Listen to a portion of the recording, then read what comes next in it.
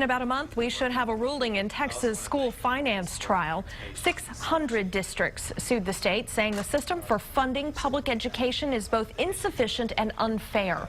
A district judge ruled the system unconstitutional last year after lawmakers cut $5.5 billion. Next month's ruling will take into account $3.5 billion restored last summer. No matter the decision, the suit will likely head to the state Supreme Court. Democrats who oppose the cuts want the issue finished quicker. Today, Democratic Senator Wendy Davis said the state should give up its fight so lawmakers can reconvene for a special session. KXAN political reporter Josh Hinkle joining us now in the studio with some perspective. That's right. Education will be one of the hottest topics ahead of the election this fall, so most of the candidates have staked a claim one way or the other. Today, Democratic candidate for governor Wendy Davis called on the state to settle with those school districts. In a news conference, Davis said districts had to make cuts that affect students. She mentioned districts like Leander, which we told you last week built an $18 million school but never opened it because they couldn't afford to staff it. Davis blasted her likely rival, Attorney General Greg Abbott, whose office defended the law in court.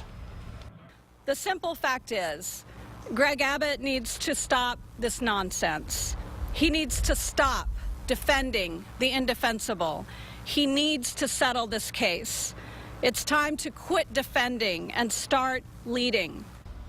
Well, Attorney General Greg Abbott didn't wait to respond, saying in a statement Davis is fixated on the past, while Abbott will focus on making the Texas education system the best in the country. General Abbott went on to say the state should return control to local boards rather than continuing with the centralized control by bureaucrats in Austin.